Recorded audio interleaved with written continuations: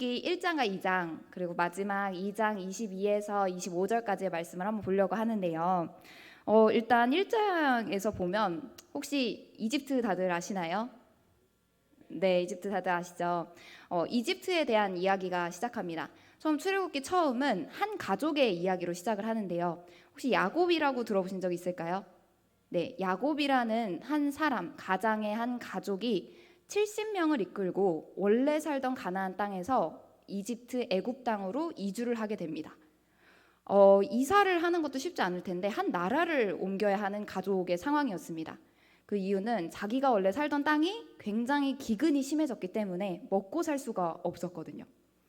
그런데 제가 얼마 전에 이사를 했거든요. 근데 이사가 쉽지 않더라고요.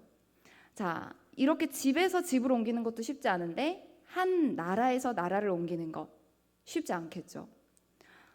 특별히 야곱이 두려움을 가지고 있었던 것 같습니다. 창세기 46장 3절에 보면 야곱은 애굽으로 내려가길 두려워했다고 써져 있어요. 그런데 하나님께서 야곱에게 나타나셔서 야곱아 두려워하지 말라. 하나님이 애굽에서도 야곱, 이스라엘을 큰 민족을 이루게 하시겠다고 약속을 하십니다. 그래서 하나님이 내려갈 때 두려워하지 말아라. 내가 너와 함께 하겠다. 그리고 너를 통해 큰 민족을 이루겠다 라고 약속을 하시니까 믿고 내려갔죠. 근데 또 믿을 구석이 하나 더 있었습니다.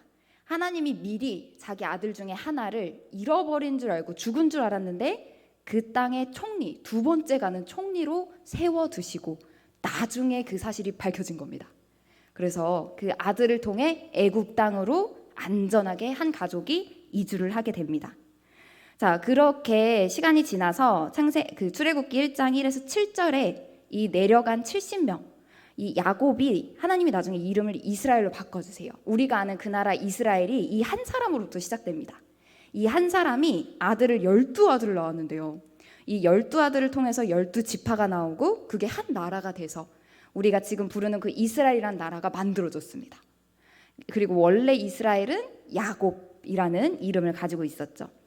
그 야곱이 한 가족이 내려갈 때 70명이 같이 내려갑니다. 가나안 땅에서 이집트로 애굽으로 내려갔는데 성경에 하나님이 말씀 사이와 사이 가운데 공백을 두시는 때가 딱 2번이 있거든요. 언제 있을까요?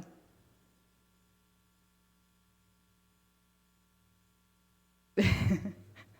언제냐면 지금 우리가 이제 나눌 이야기, 야곱, 이스라엘이 70명을 데리고 가서 애굽에 사는 시간 350년의 공백이 한 번 있습니다. 창세기에서 출애굽기까지 350년 동안 하나님이 한마디도 안 써주세요. 그리고 나서 우리 말라기 끝에서 예수님 오실 때 그때 딱 성경에 2번의 공백이 나옵니다. 그 공백 중에 한 번이 지금 오늘의 말씀 중에 들어있어요. 그래서 하나님이 야곱 가족에게 약속을 해주시고 다른 나라로 옮겨 놓으신 다음에 350년 동안 뭘 하셨는지, 얘네는 어땠는지, 무슨 일이 있었는지 아무런 사건이 적혀 있지 않아요. 그리고 나서 창세기에서 출애굽기로 갑자기 넘어와서 그 가족들의 이름만 적혀 있고 끝입니다. 하나님이 350년 동안 이 가족들을 내버려 두셨던 걸까요? 출애굽기 1장 7절은 어떻게 되었는지 그 결과를 이야기해 줍니다. 우리 같이 한번 출애굽기 1장 7절 읽어보도록 할게요. 이스라엘 자손은 생육하고 불어나 번성하고 매우 강하여 온 땅에 가득하게 되었더라. 아멘. 네, 그 내려간 70명의 가족들이 생육하고 불어나고 번성하고 매우 강하여 온 땅에 가득하게 되었다고 이야기합니다. 하나님이 세상을 처음 창조하셨을 때 사람들한테 복을 주셨어요. 생육하고 번성하여 땅에 충만하렴. 하나님이 온 세상이 썩어서 물로 한번 싹 심판하신 노아의 시대가 있었거든요. 그때 끝나고 다시 사람이 이렇게 하나님 앞에 섰을 때 생육하고 번성하여 땅에 충만하렴 약속을 2번 해주셨습니다. 그리고 나서 여기 야곱이 들어가기 전에 내가 너로 큰 민족을 이룰게 라고 약속을 해주시고 다시 들어가서 350년 뒤에 하나님의 약속이 이 이스라엘 가족을 통해서 이루어진 겁니다. 말씀 한 번만 다시 들어주시겠어요? 근데 조금 다른 것은 어떻게 이루어졌냐 한번 보겠습니다. 말씀은 생육하고 번성하여 땅에 충만하라는 이 세 가지였거든요. 근데 결과가 조금 신기합니다. 자, 네, 이스라엘 자손은 생육했죠. 번성 중간에 보이시죠? 그리고 땅에 가득하게 충만하게 됩니다. 근데 그 사이에 불어나고 강하게 되었다고까지 이야기를 해요. 근데 이게 얼마나 불어나고 강하게 되었냐면 혹시 그 물고기 떼가 막 그 바다에서 이렇게 움직이는 거 아세요? 개구리 떼가 막 가득 있는 거, 그만큼 가득 불어났다고 이야기를 합니다. 이스라엘 자손들이 가득 불어나서 물고기 떼가 바다에 가득 몰려다니는 것처럼, 개구리 떼가 잔뜩 있는 것처럼 이스라엘 자손들이 불어나고 번성하고 강하게 됐다고 이야기를 하죠. 자, 그런데 하나님의 약속이 이렇게 이스라엘 자손들에게 이루어졌어요. 350년 동안 아무것도 안 되는 것처럼 보였지만 사실은 하나님이 열심히 하나님의 약속을 지켜가고 계셨습니다. 근데 문제가 발생합니다. 그 문제는 뭐냐면 8절부터 우리 10절까지 같이 한번 읽어볼게요. 네, 출애굽기 2장 8절에서 10절까지. 네, 우리 같이 한번 9절 읽어보겠습니다. 시작. 그가 그 백성에게 이르되 이 백성 이스라엘 자손이 우리보다 많고 강하도다. 네, 8절에 보면 요셉을 알지 못하는 새 왕이 등장합니다. 근데 그 왕이 두려움을 갖기 시작해요. 왜냐하면 애굽에 있는 사람들보다 이스라엘 민족의 사람들이 인구가 훨씬 많았대요. 이 나라는 애굽 나라인데 이 애굽 나라에 이스라엘 사람들이 훨씬 많은 겁니다. 그래서 애굽 왕이 이 이스라엘 백성들을 보니까 두려움을 느끼기 시작해요. 혹시나 다른 나라에서 전쟁을 쳐들어왔을 때 이 이스라엘 사람들이 그 적진이랑 손을 잡고 우리를 쳐서 도망가면 어떡하지? 라는 두려움을 가지기 시작합니다. 그리고 이 두려움을 자기만 가지고 있는 게 아니라 그의 백성들, 애굽 백성들에게 이야기하기 시작해요.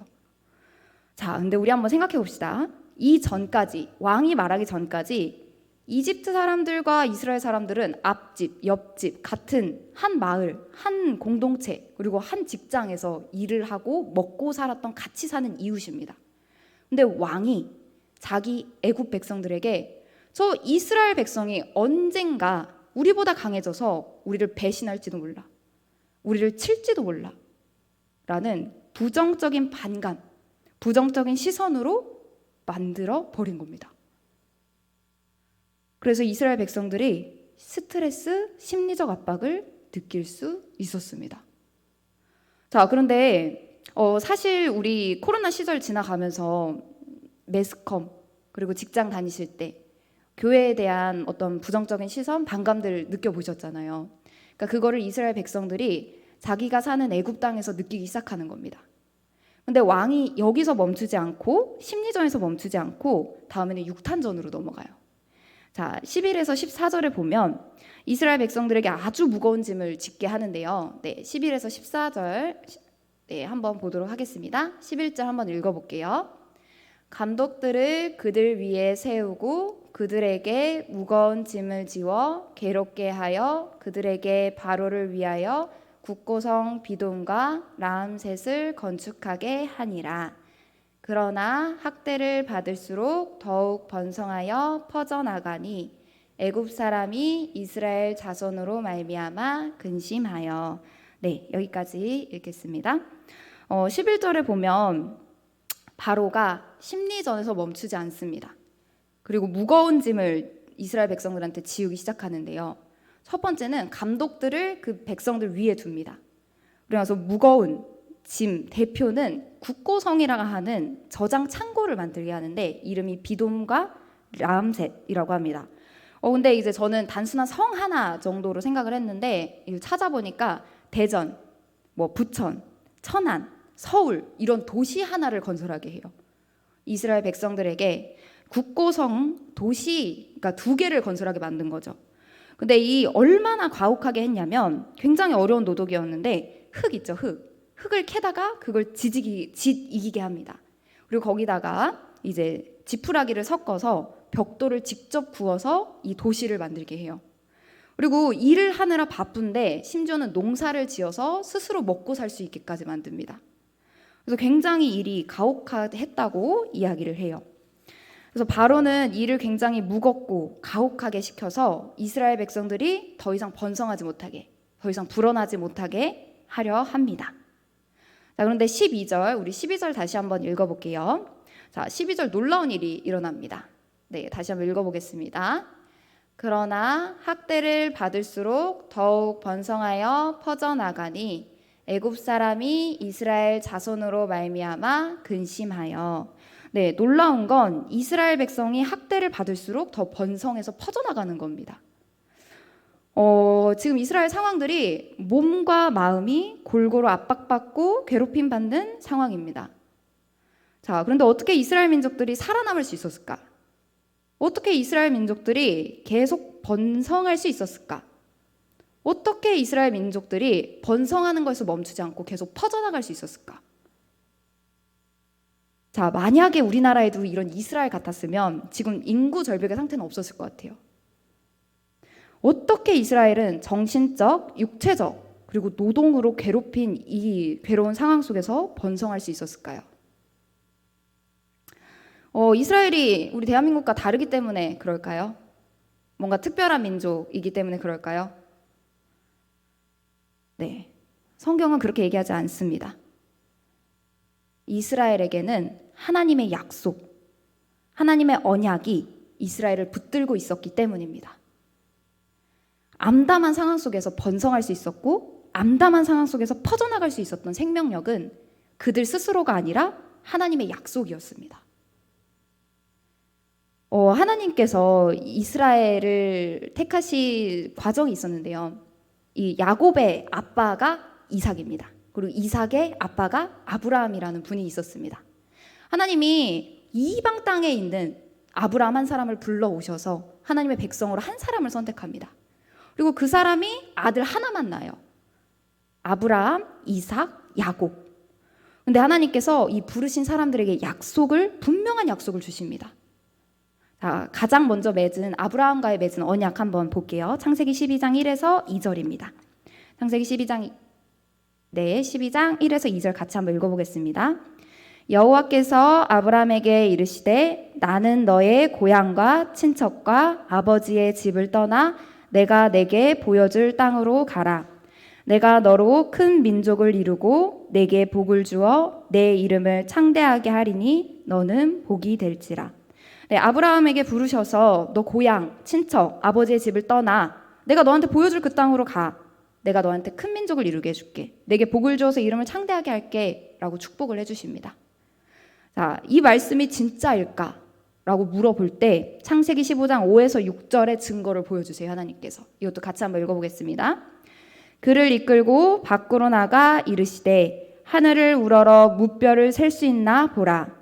또 그에게 이르시되 내 자손이 이와 같으리라. 아브라함이 여호와를 믿으니 여호와께서 이를 그의 의로 여기시고. 하나님께서 하늘의 별과 같이 자손을 많게 해주신다고 약속하십니다. 안 믿어지니까 데리고 나와서 별을 보게 하시면서 요만큼 내가 큰 민족을 이루게 해줄게 라고 약속하십니다.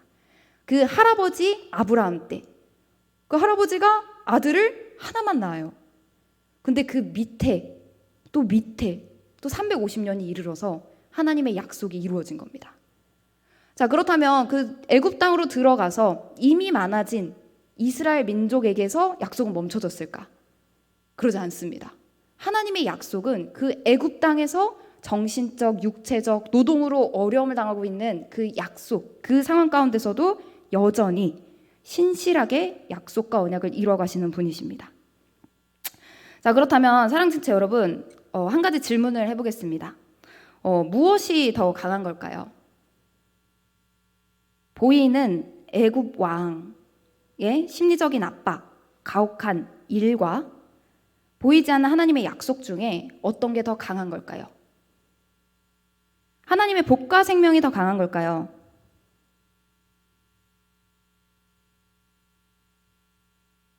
어떤 심리적, 육체적, 가혹한 일이 더 강한 걸까요?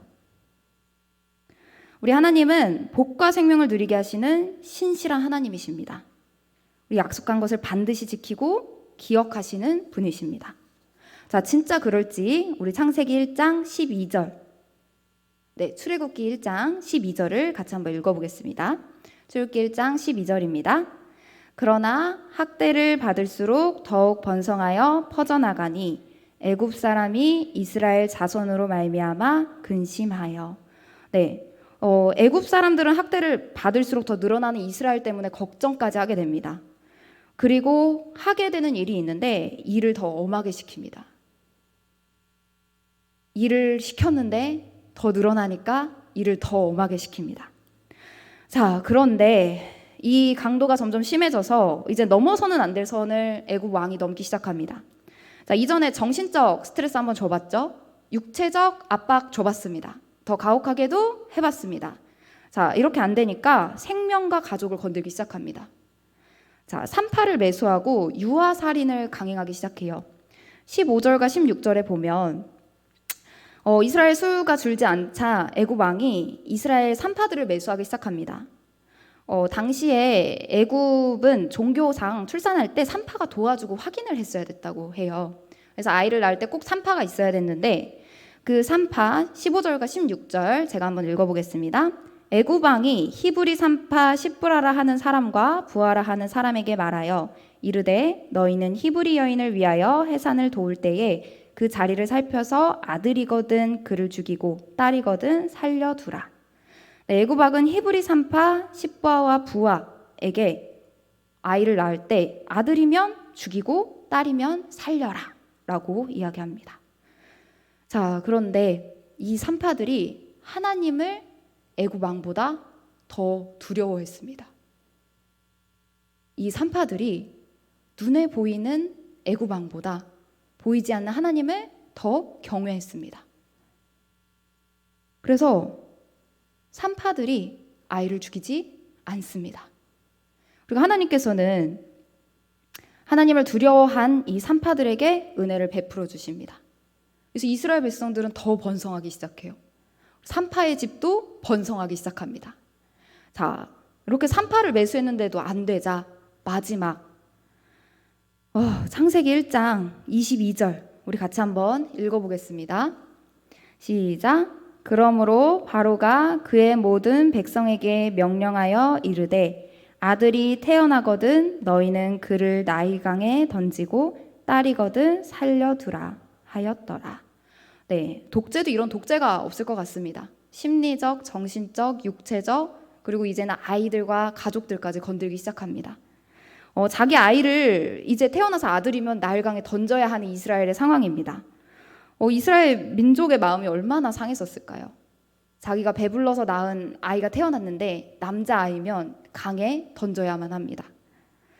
자, 그렇다면 하나님께서 약속해 주신 생육하고 번성하고 땅에 충만하라는 약속은 이제 멈추게 된 걸까요?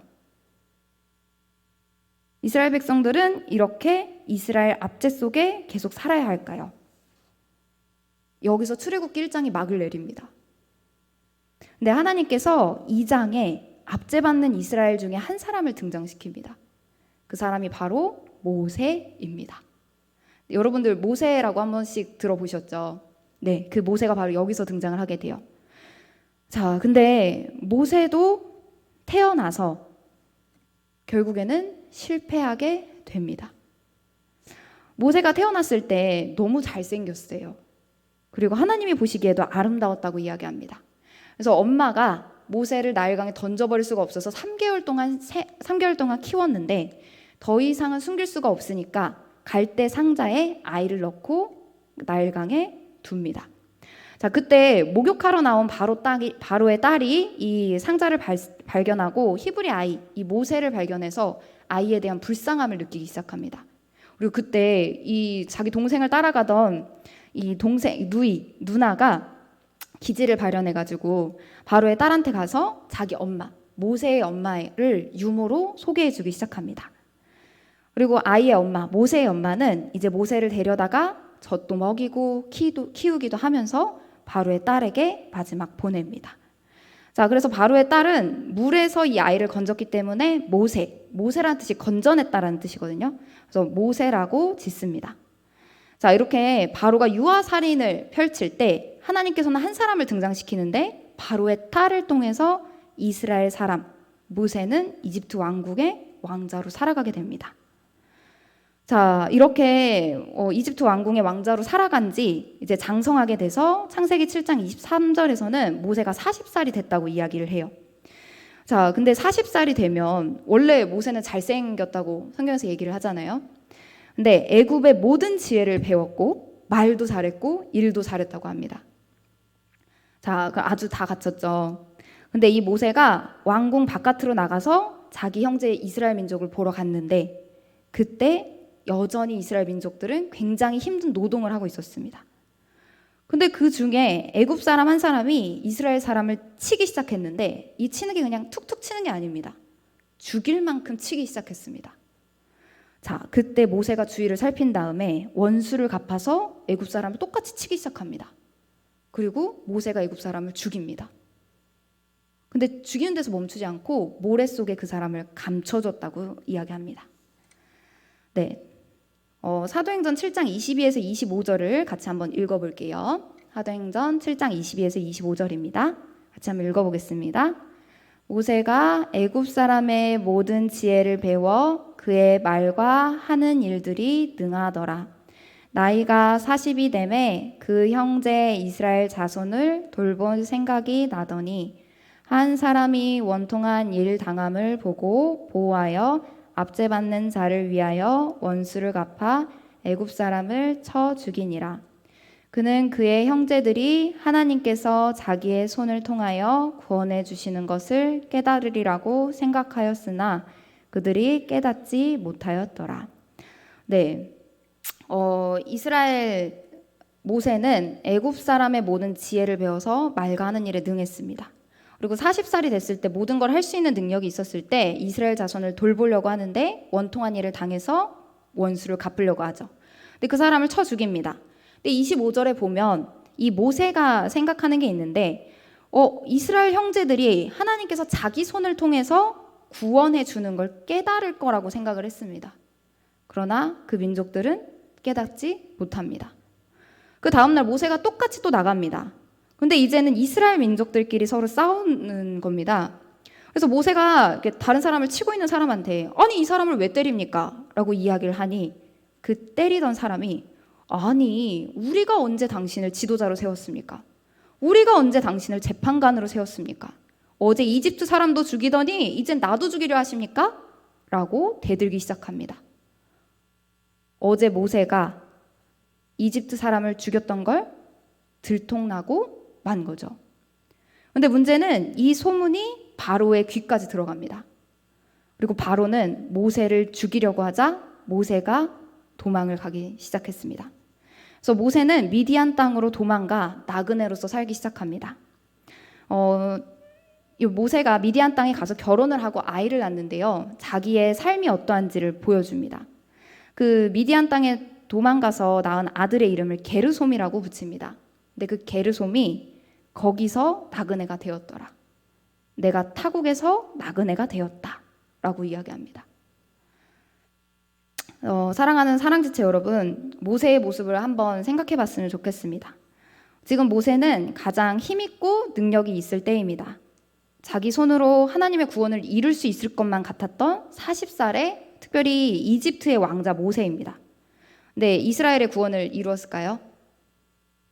이루지 못합니다. 인간 모세는 철저하게 실패하고 맙니다. 심지어는 살인, 민족은 거부했고 도망가서 나그네로 살고 있는 모세의 현실입니다. 그렇다면 애굽에 있는 이스라엘 현실들은 어떨까요? 여전히 아이들은 죽어갑니다. 수많은 스트레스는 동일합니다. 가혹한 노동도 동일합니다. 희망처럼 보이던 2장의 모세도 실패한 인간뿐이라고 성경은 이야기하고 있습니다. 자, 그렇다면 이스라엘은 어떻게 되는 걸까요? 이스라엘의 이러한 상황 가운데 하나님께서 등장하기 시작합니다. 네, 2장 23절부터는 하나님께서 등장하기 시작하시는데요. 사도행전 7장 32절에 보면 이 모세가 도망간 뒤에 여러 해가 흘렀다고 해요. 근데 사도행전 7장 32절에 보면 40년이 흘렀습니다. 이 40년이 흐른 뒤에 애굽 왕은 이미 죽었고 이스라엘 자손은 여전히 똑같이 고된 노동을 하기 시작합니다. 그리고 탄식하여 부르짖기 시작합니다. 자, 그런데 그 부르짖는 소리가 하나님께 이르렀어요. 우리 그 제사나 뭔가 향 같은 걸 폈을 때 연기가 이렇게 위로 이렇게 올라가잖아요. 이스라엘 백성들이 고된 노동으로 이들이 고통하고 신음하고 부르짖는 소리가 하나님께 향처럼 하나님께 올라가기 시작한 겁니다. 그리고 하나님이 그 고통의 소리, 신음의 소리를 들으시고 아브라함과 이삭과 야곱에게 하신 약속을 기억하셨습니다. 그렇다면 전사님, 하나님이 약속을 이때 기억하신 거세요?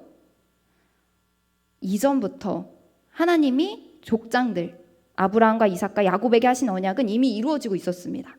하지만 여기서 다시 하나님이 이들의 고통 소리를 들으셨고 조상들에게 하셨던 약속을 여전히 기억하고 있다. 내가 너희를 버리지 않았다. 내가 너희와 약속을 계속 기억하고 있다. 라는 걸 알려주십니다. 사랑하는 사랑지체 여러분, 이스라엘의 현실과 하나님의 언약, 아브라함과 이삭과 야곱에게 하신 약속을 한번 비교해 봤으면 좋겠습니다. 지금 이스라엘의 현실은 애굽에서 노예로 가혹한 삶을 살고 있습니다. 하나님의 약속처럼 하늘의 별과 같이 번성한 자손이 되기는 했지만 이스라엘이란 존재는 지금 애굽에 살면서 저주가 되는 삶입니다. 이스라엘이란 존재가 없애야만 하고 죽여야만 하고 저주받은 삶이 이스라엘의 눈에 보이는 현실입니다. 자, 그런데 사랑지체 여러분, 한 가지 물어보고 싶습니다. 과연 이스라엘에게는 무엇이 현실인 걸까요? 눈에 보이는 애굽의 삶일까요? 아니면 하나님이 주신 약속일까요? 이걸 다른 말로 하면 우리가 살고 있는 현실, 눈에 보이고 땅을 밟고 있는 현실과 하나님이 우리에게 말씀을 주셔서 이 말씀으로 약속하신 이 약속 중에 우리에게 무엇이 현실인지 우리가 한번 생각해 봐야 하는 것입니다. 이스라엘에게 현실은 눈에 보이는 애굽을 넘어서 하나님이 주신 약속이었습니다. 그리고 너무나 감사한 것은 하나님이 그 고통 속에 있는 이스라엘을 잊어버리지 않으시고 약속을 잊어버리지 않으시고 신음과 괴로움을 들으십니다. 그리고 그 분명하게 그 언약을 기억하십니다. 이 언약은 애굽이 이룰까요? 애굽이 못 이룹니다. 바로가 지킬까요? 바로가 못 지킵니다. 이스라엘이 만들어낼 수 있을까요? 이스라엘이 못 만들어냅니다. 모세가 이룰 수 있을까요? 모세가 못 이룹니다. 나라도 왕도 국가도 영웅적인 한 사람도 하나님이 주신 그 약속을 하나도 성취하거나 이뤄낼 수 없었습니다. 오직 하나님만이 이루실 수 있는 이 약속입니다. 그리고 아무도 못하는 이 일을 하나님은 시작하십니다. 25절 같이 한번 읽어보겠습니다. 네, 시작. 하나님이 이스라엘 자손을 돌보셨고 하나님이 그들을 기억하셨더라. 네, 하나님이 이스라엘 백성들을 버리지 않으십니다. 그리고 하나님은 이스라엘을 돌보십니다. 그리고 그들을 기억하셨습니다. 그렇다면 사랑하는 사랑지체 여러분, 이 지금까지 길고 길었던 이 이야기가 아브라함이나 이삭이나 야곱이나 처음 들어본 것 같은 이 이야기가 우리 이 약속이 저희랑 무슨 상관이 있습니까? 라는 질문이 들 것 같아요. 이거 성경에 맨 앞에 나오는 옛날 고대 이야기 아닙니까? 전선 이 얘기를 왜 이렇게 길게 얘기하십니까? 할 것 같은데 우리 함께 갈라디아서 3장 29절을 한번 읽어보겠습니다. 갈라디아서 3장 29절입니다. 너희가 그리스도의 것이면 곧 아브라함의 자손이요 약속대로 유업을 이을 자니라. 아멘. 우리가 그리스도의 것이 됐을 때, 우리가 믿음으로 그리스도와 하나가 됐을 때 우리는 예수님과 함께 아브라함의 후손이 됩니다. 그리고 아브라함에게 주셨던 그 약속이 믿음을 통해 예수님 안에 있는 우리에게도 똑같이 이루어지는 거죠. 그래서 이스라엘의 역사는 옛날에 써져 있는 고대 책에서 멈추지 않습니다. 똑같이 우리의 삶에 적용되고 이스라엘 백성들의 모습은 우리의 삶의 모습이 됩니다. 그래서 구약 성경도 신약 성경도 둘 다 예수님을 드러내고 있는 거죠. 그리고 이 말씀이 믿어지시나요? 네, 그리고 하나님은 애굽도 바로도 이스라엘도 모세도 이루지 못한 언약을 신실하게 이루어 가십니다. 자, 지금 우리 2024년에 예수님을 믿기 때문에 영적인 이스라엘로 우리는 살아갑니다. 이 교회가 하나님께서 부르신 하나님의 백성으로 살아갑니다. 자, 그런데 지금 우리의 삶 가운데도 이 이스라엘 백성들이 겪는 고통들이 있습니다. 정신적 고통, 격적. 스트레스를 얼마나 많이 받습니까? 육체적 고통, 격적. 얼마나 야근을 많이 하십니까? 얼마나 육체적으로 노동하십니까?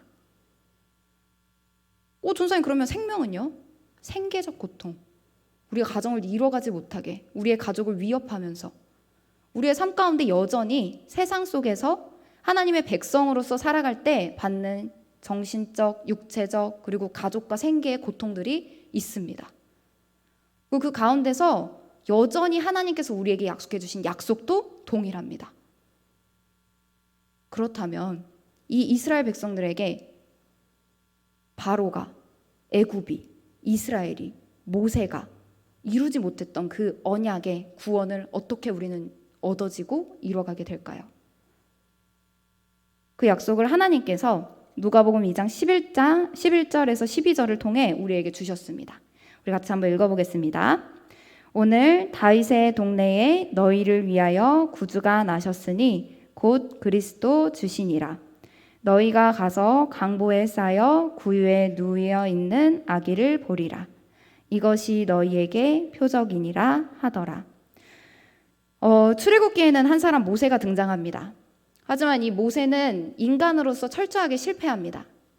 하지만 우리에게 하나님은 진정한 구원자를 보내주셨습니다. 그 구원자가 강보에 쌓여있는 아기 예수님. 우리를 위해서 다윗의 동네에 구주가 나셨으니 곧 그리스도 주시나.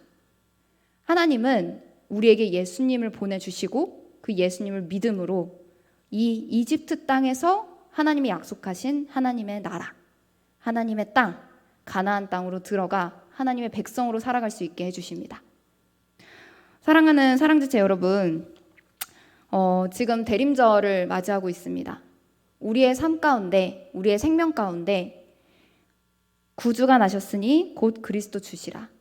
우리에게 오신 예수님의 의미는 사람도 이룰 수 없고 나라도 이룰 수 없고 왕도 이룰 수 없고 어떤 영적인 사람도 이룰 수 없는 그 구원을 주신 예수님인 것을 기억하시길 간절히 소망합니다. 또한 우리의 삶 가운데 수많은 어려움들이 있습니다. 이스라엘 백성들이 겪은 것처럼 육체적, 정신적, 그리고 삶과 생계의 문제들이 있습니다. 근데 그 문제들 가운데 고통할 때 우리가 의지해야 할 것은 바로 하나님의 약속입니다. 그 삶 속에 하나님께서 우리의 삶을 버리지 않으셨다. 그 삶 속에 하나님께서 여전히 약속을 기억하고 계신다. 그 삶 속에 하나님께서 예수님을 통해 여전히 나와 함께 계시다. 이 약속을 기억하시면서 살아가는 모든 사랑지체 되시길 간절히 소망합니다. 네, 우리를 구원하시고 우리에게 오신 그 예수님을 기억하면서 우리 같이 찬양했으면 좋겠습니다.